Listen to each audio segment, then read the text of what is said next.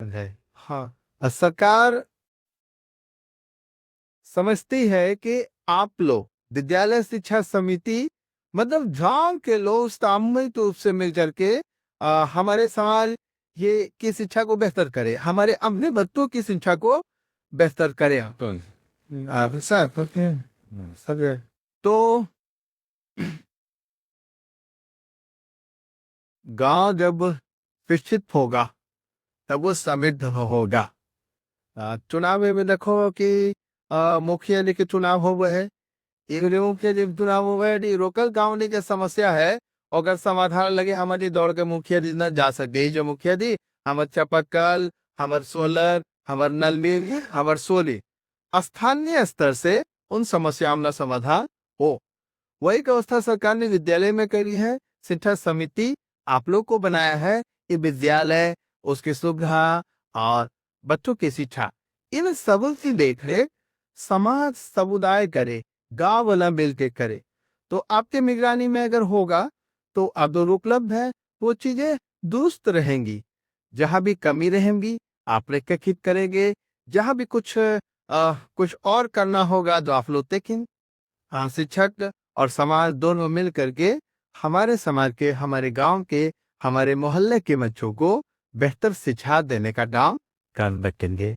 यह उद्देश्य है शिक्षा समिति के। तो और एक और बात है ना कि गमन जो स्कूल में बनले वो स्कूल में अपने सब जमीनिया दान तंत्र तभी नजर ले, अपने सब चाह रहे ये हमारे गांव के मुतरो पहे तब अपने वैसे अपने के जे पुराना लोग थे वो जमीन दान करते। जितना भी स्कूल कॉलेज तो बनल है वो अपने समतल की कि दो सरकार जब सरकार सोचले कि जब गांव वाला शिक्षा के इतना गर्व थी उस जमाना में, इस जमाना में खाली होकर देख रेख कर लेवल जाए तो वो और बेहतर हो सके। तो यह अगर वो चाहा है सरकार के, यह मनसा है कि शिक्षा समिति मजबूत हो, वो अपन अधिकार समझे और काहे लगे शिक्षा समिति ये जानना बहुत जरूरी है। तो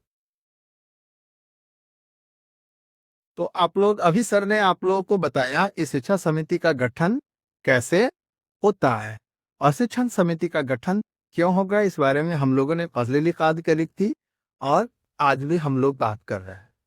तो हम लोग मंत्री मीटिंग जाते हैं और बहुत सारी चीजें हैं, बहुत सारी बातें हैं।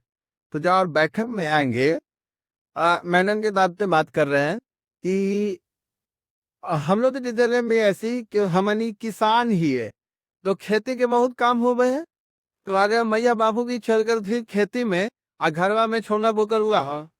तो जो पढ़खन बुतरुआ स्कूल में जाए वाला है ओकरा हम घरे में बुतरुआ के देखे तो है होड़े जे हरे नदी है स्कूलवा, आगे नदी है स्कूलवा, ये बुतरुआ के तेज हम खेतिया कम कर यही करते हैं। ये मजबूरी है हम लोगों की, हम लोग का जीवन यापन है उससे भाई।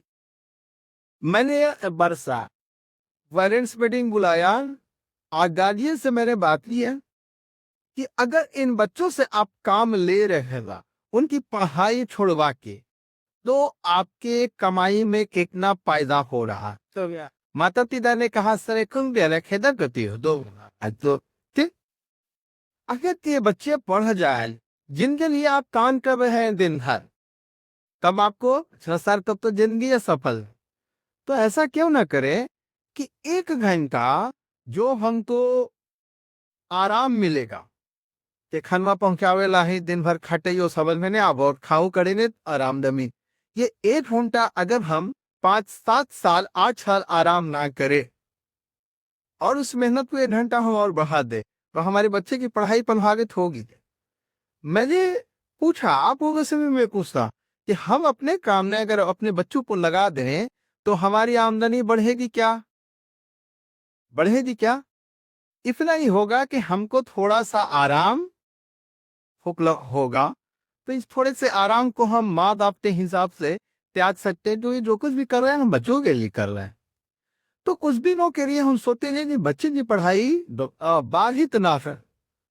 मैं आपको बताता हूँ कि मैं जिस विद्यालय में था वहाँ ईद भट्ठा से बच्चों को मैं लाया था और समझ गए कि ईद भट्टा पुत्र जाए बुदल एन समस्या है।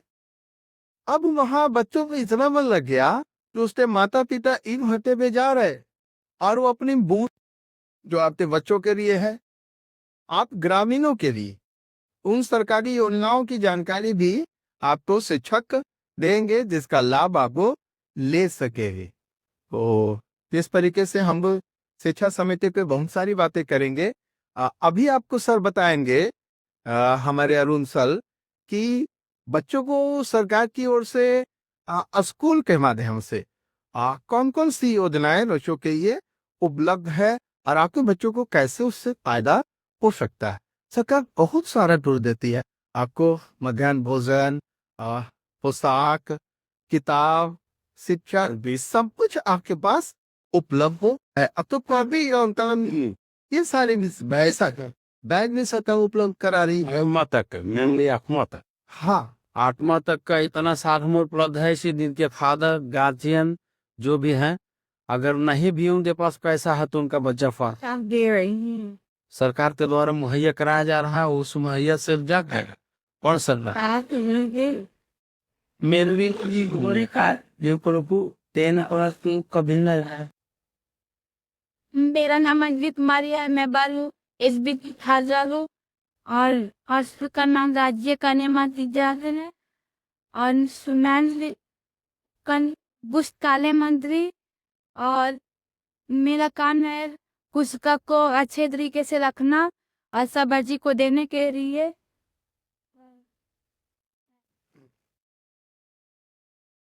वेल आपने आपको बन सकते हैं आप भीतर दो चलिए आप नाम दो।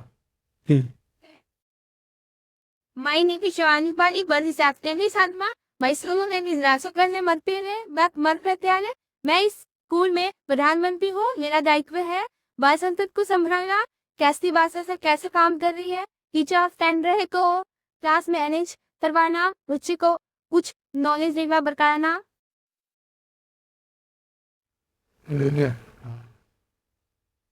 Thank you.